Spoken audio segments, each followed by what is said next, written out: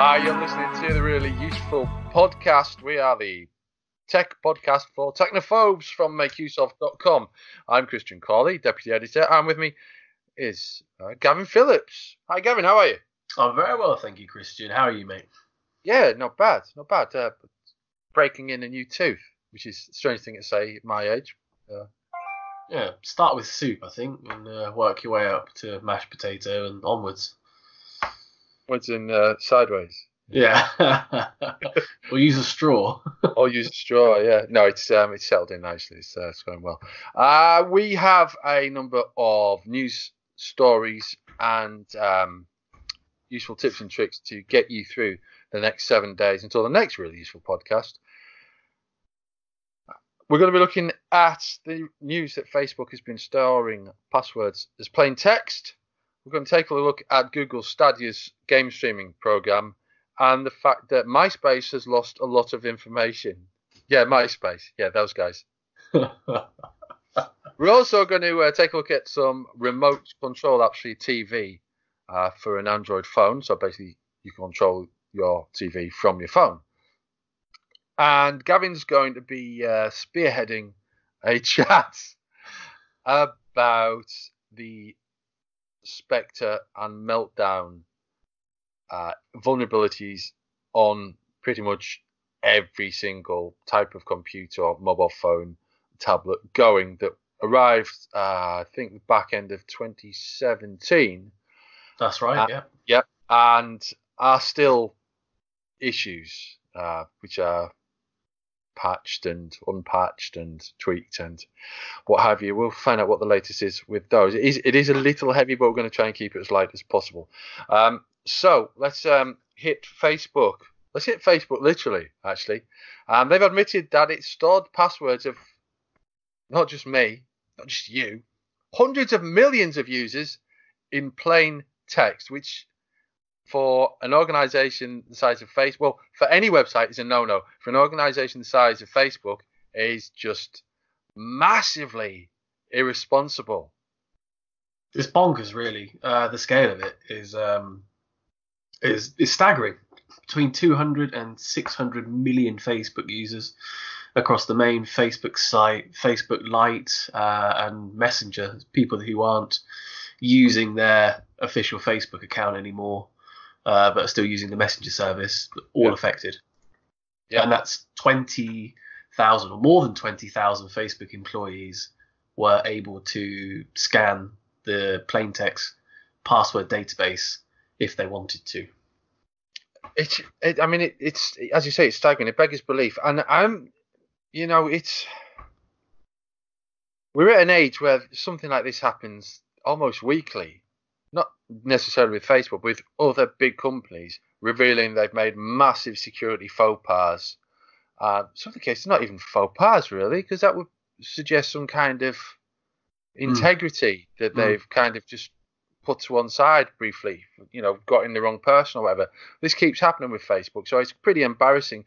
And the blog post, Keeping Passwords Secure on Facebook, they admit, and this is the phrase they use, some user passwords were being stored in a readable format within our internal data storage systems. And that sum, as Gavin has mentioned, is between 200 and 600 million.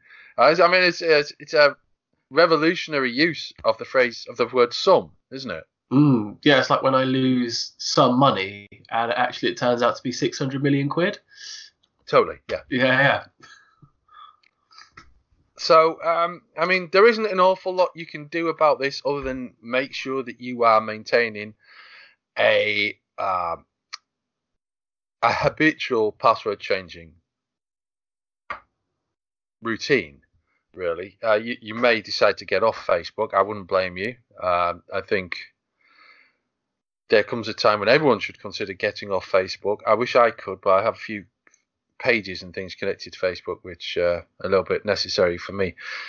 And if there was another means of sharing photos with members of the family around the world, it would be a lot easier. But unfortunately, at this stage, there isn't something that does that for you really well. I don't think. Gavin, what do you think? I think, like you said, if you want to get off Facebook, the litany of Facebook scandals at the moment is extensive. Cambridge Analytica, the hack last year, 50 million users. Facebook bug exposing user photos. There was another one last year, 14 million users hit by Facebook changing their privacy settings unannounced. And I was actually browsing through a short history of Facebook's privacy issues. And you look back to an article that I read in 2010 from a different website, and it was much of a muchness.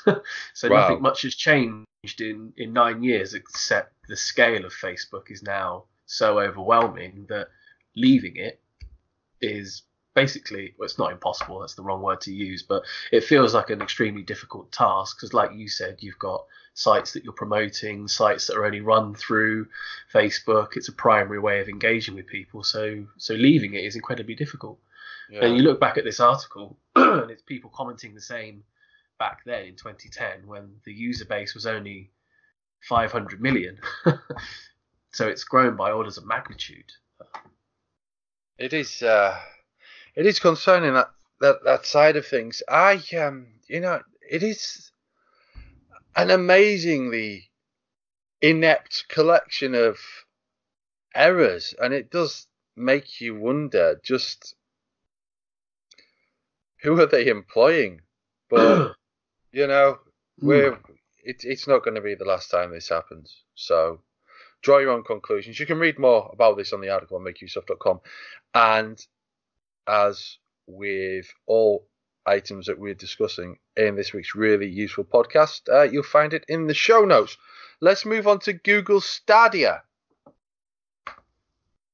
which lets you stream games anywhere.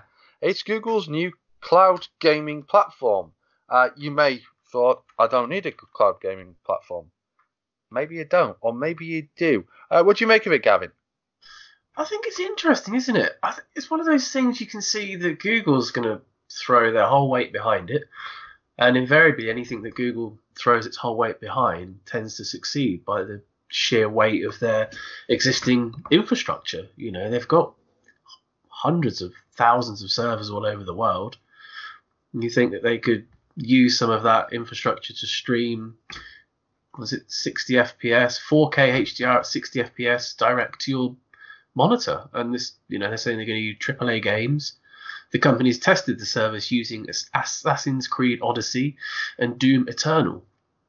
I mean, they're two great games. So if you can stream that directly to your monitor for what I presume would be a small amount of money, then why wouldn't you go for it? When you think about the hardware, do you think they'll charge for the hardware, or do you think that's something that will come at an extra cost?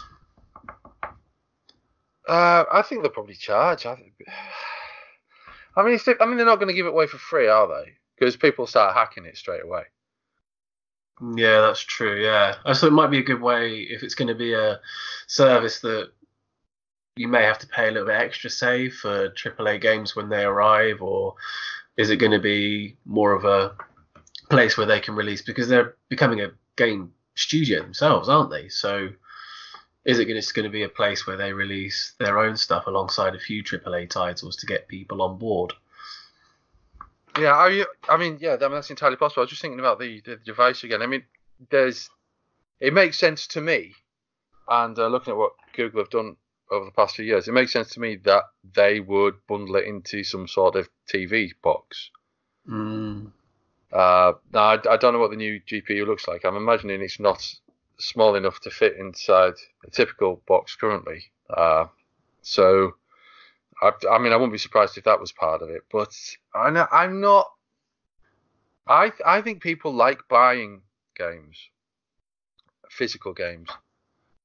Do you think, though, because it doesn't have the same feel of ownership as, in the 90s, you go to a shop, you buy a game, you used to get a massive PC box case, didn't you? Yeah. It was like the size of an encyclopedia.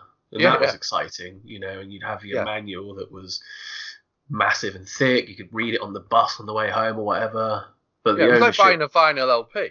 Yeah, it was actually interesting, and there was always custom artwork and stuff in there. But that sort of side of it has gone from ownership, hasn't it? So unless you're paying premium prices, unless you're like paying, like you can get special editions of games from game retailers, can't you? And you're paying extra to get like special, extra, as you say, special artwork or 3D figurines or whatever. Collector's editions and whatnot. Yeah. I don't know. I think Stadia or any form of this type of streaming rental things going on, I think this is more akin to arcades. Okay. You have the option of playing it if you want to play it, or if not, you just move on to something else and play that instead. And there's a sort of casualness about it. And I'm not saying people aren't going to like properly tap into this. I just feel that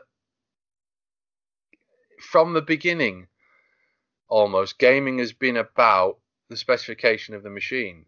Yeah. And if the machine is more or less not taken out of the equation, but there is a degree of it being taken out of the equation, and it all being controlled from a remote server, and all the machine, all the hardware that you have is basically, a streaming GPU.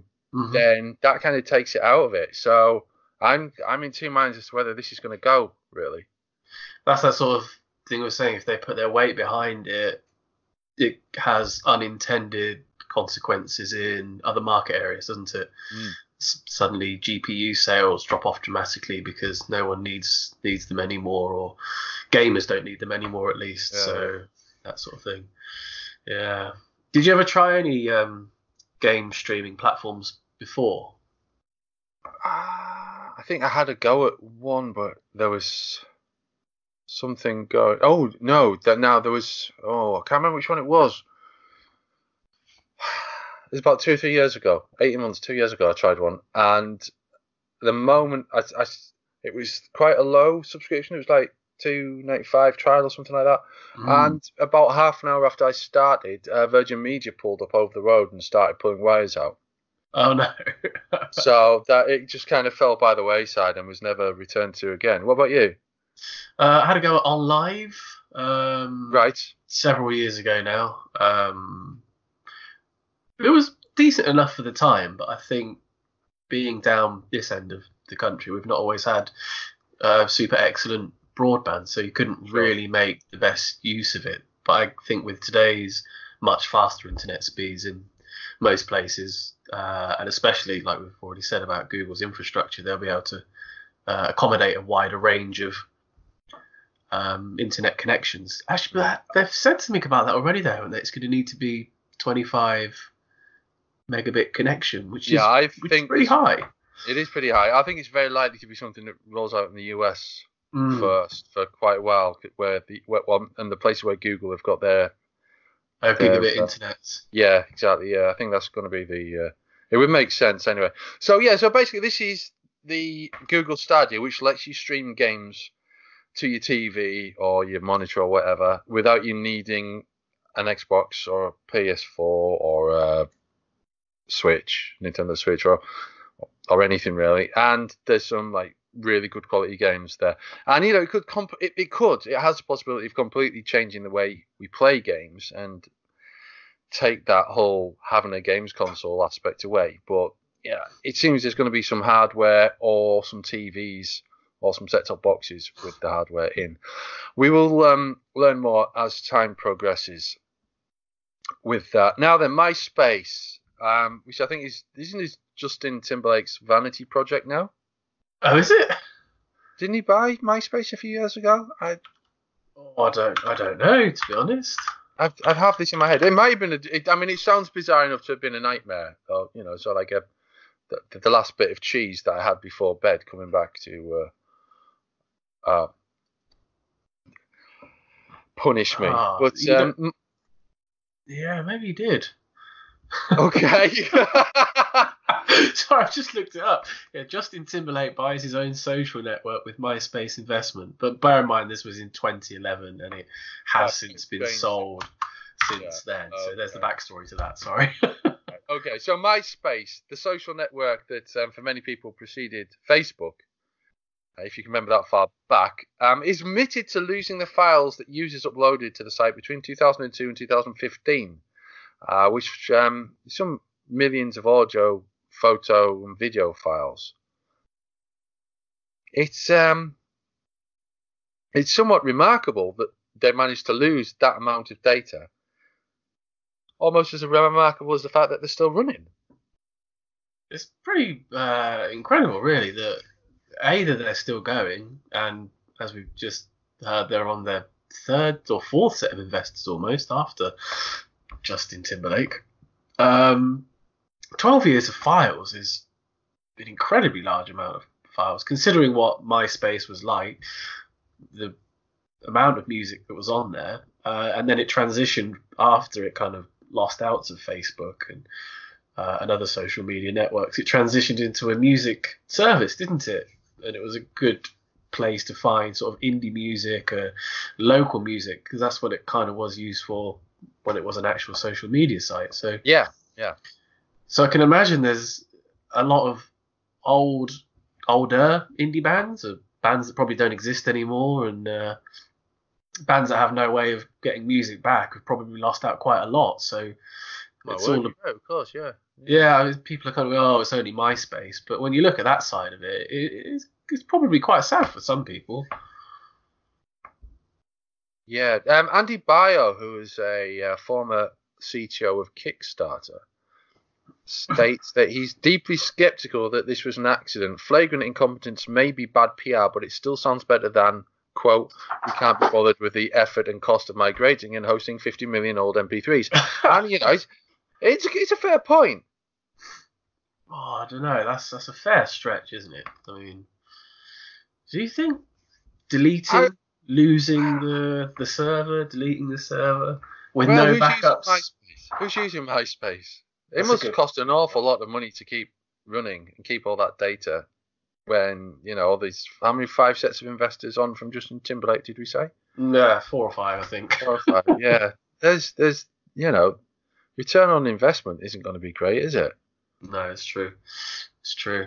So yeah, that stuff is gone. Basically, you're never going to see that again, unless it's been fortunate enough to have been, you know, archived on the Internet Archive, which I think is unlikely.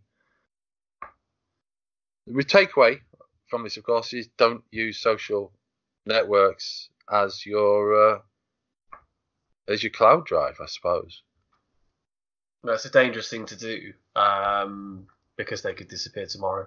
Even, you know, Facebook could have a meltdown, delete everything, that sort of thing. It's never a good idea to use social media sites as a backup. No, I mean, you should always have 2 backups. You should have a physical backup and a cloud backup. And, you know, if you use, you know, I mean, this is going off track a little, but, you know, if you use an Android phone and you have a Google account, then your photos getting backed up to your G drive. But you should also have a physical copy of them on well, not a physical copy of them, but you mean like as hard copies go, digital information. You should have a copy backed up to a hard drive for local server storage or whatever your solution is for stuff that's in your home. Yeah, absolutely. And they say if you'd be sad if you lost it, you'd be silly not to take 2 backups. It only doesn't take that long, and you will not regret taking multiple backups. You will never regret taking multiple backups. Absolutely. Okay, let's go and move on now. And you can find out more about MySpace in the show notes at makeuseof.com. And TV remotes. Everyone, at some time or other, loses their TV remote. Unless they have one of those TVs that don't need a remote. In which case, they're a lot fitter than I am.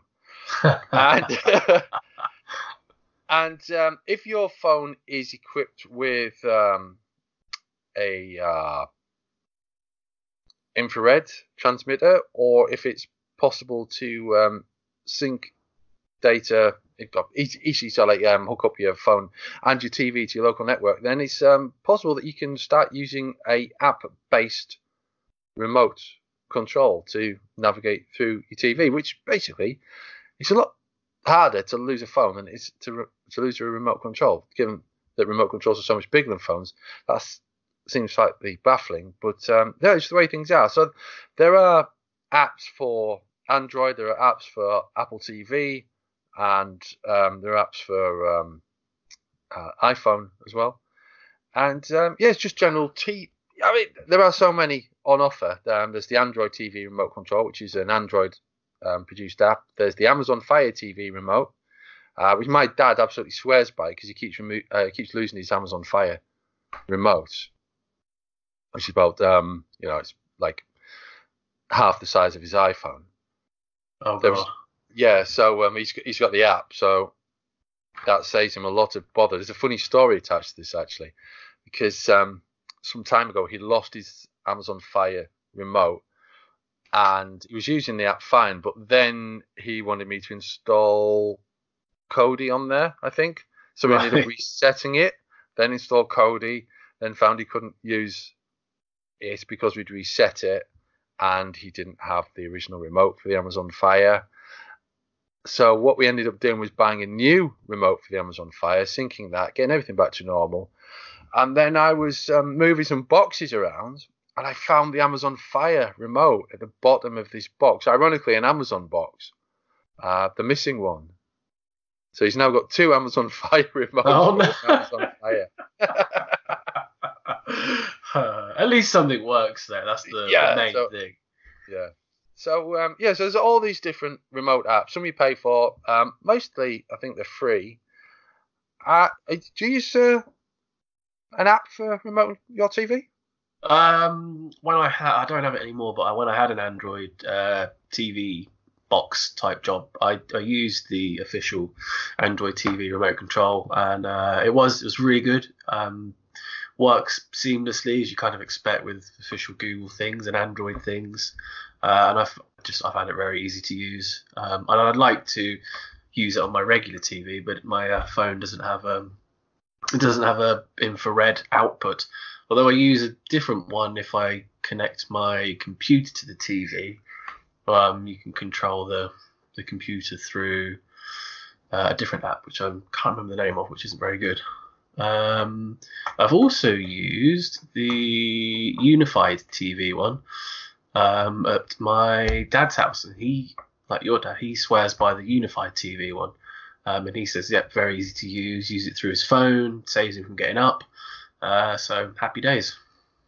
Excellent. I used to use the Kodi Core app when I was using Kodi a lot on a Raspberry Pi, but if I ever need to use Kodi these days, which is basically for watching TED Talks and what have you, I just use it on the Xbox, so I can just use an Xbox controller. So I think, we're taking a slight detour again, going slightly off topic, but is Kodi kind of falling out of favour, do you think? Well, it seemed to sort of have a heyday 2 years ago, I think. It was sort of at its peak when Android boxes running Kodi were hitting a lot of people's houses all at the same time, weren't they? So there's a lot of interest.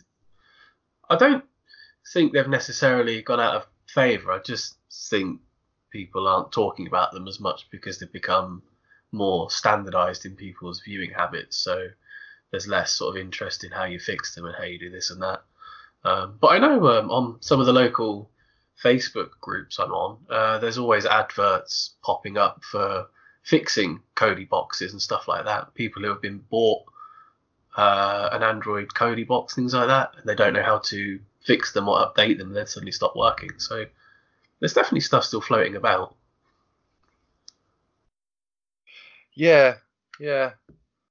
I think, like you say, it has peaked, and I think, people are probably noticing that it's a useful tool, but there is a big amount of illegal stuff out there, isn't there? We've had someone charged in the UK in the past week for selling the preloaded Kodi boxes. That's the thing. It is a portal to illegal content. So, especially if you're selling it or you've bought one in the full knowledge that it is loaded with all the channels, illegal streams, then you could end up in hot water. So there are other legal options available.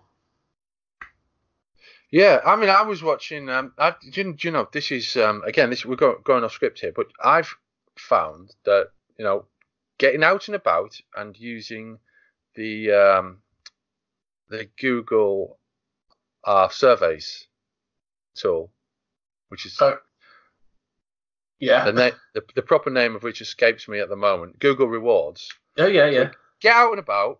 Make sure you got your phone with you. Location turned on, and make sure you've signed up to Google Rewards. Okay.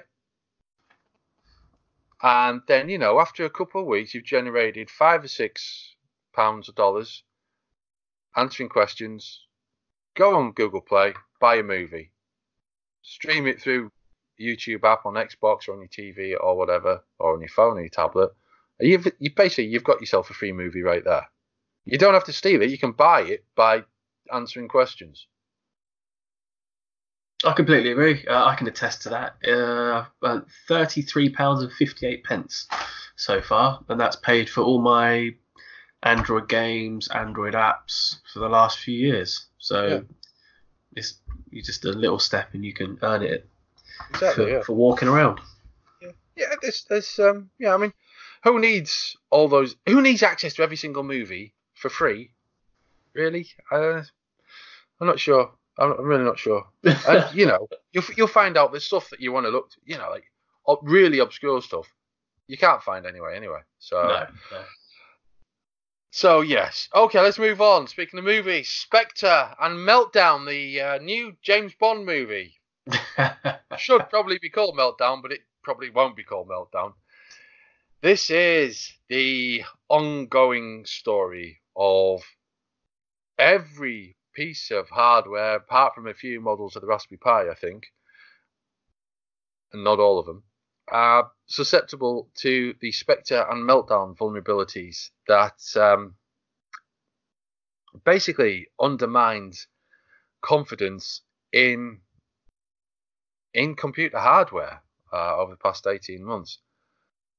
So what's going on with it now? We had a lot of patches, didn't we, back in early 2018, which we were warned would slow down computers, and we had the option of taking them or not taking them, and the risk that there's essentially a mathematical backdoor here in computers with processors from Intel, AMD, and ARM licensed processors. So what's going on now, Gavin? Well, the latest update to Spectre, specifically Spectre, is that Google about a year ago figured out how they could mitigate the Spectre Series 2 vulnerability. It's come in 2 generations. The second generation can be fixed with something called Retpaline, which is sounds like a drug. Yeah, it does, doesn't it? It's a software construct for preventing branch target injection, which also makes it sound like a drug. So very simply, Spectre is a vulnerability that allows someone to make your computer run code at a very, very deep level of the computer, in the CPU, the bit that's basically the brain. Obviously, this isn't very good, but the patches that previously exist slowed down the CPU because it was having to work around this vulnerability. The way they've tried to fix it is by introducing an alternative prediction branch. So instead of using a single prediction branch, there's now multiple ones, so a hacker couldn't exploit the vulnerability in the same way, which is great news because it was causing problems for computers all around the world. There's 2 issues with it. The fix only works for pre-Intel Skylake processors, and you must also be running the Windows 10 October 2018 update. This is for Microsoft machines. There'll be other patches and fixes for AMD and other CPU manufacturers. But the result is that you should be protected against Spectre without suffering any performance issues. Okay. Now that is the light version of this whole situation. That's the light version. Yeah. You can get into a lot more detail with it. But I think the key thing to take away, as with a lot of these major vulnerabilities, is that it is a pain because the patches are affecting the performance of your PC. But you do need the patches. You can't get away from that, but the vulnerabilities aren't really anything for the regular person like you and I and our listeners to actually worry about. You just have to unfortunately put up with the prevention measures, because you can't get around that because it is affecting your CPU. So you've not noticed anything. Most people haven't noticed anything either. You'll have had some of the patches on your computer that have been installed. Probably haven't noticed a jot. It's only people that are measuring the specific CPU clock speeds and stuff that are talking about it. But hopefully now, maybe you will notice a little speed boost after this rolls out to more PCs. I'm not sure, but it's worth having it, and it's worth having security patches. Okay, now it's worth pointing out as well that these vulnerabilities, although they're probably not going to do much to a standard user, there is the risk of them introducing vulnerabilities to servers. So web servers, banking servers, data servers, all manner of online services could theoretically be compromised by these vulnerabilities, which is why patching is important at both ends and why it has been a big deal for pretty much the entire tech landscape over the past 18 months. It would be nice to see the back of it, but I honestly don't know if we will anytime soon, certainly.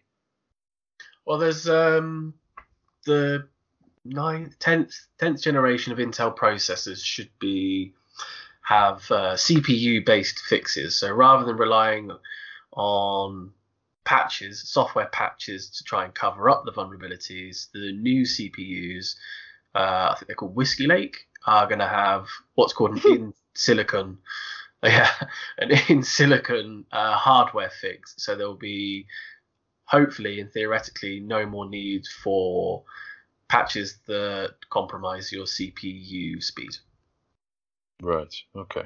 And when are they later this year? I think start of next year, maybe later this year or start of next year. They're still in development. I think there's the end of the 9th generation to come, and then the start of the 10th next year. So basically, new hardware next year should be offering a hardware-based solution to this. Okay. Right. Well, I mean, on that kind of slightly James Bond note, we reached the end of this week's really useful podcast.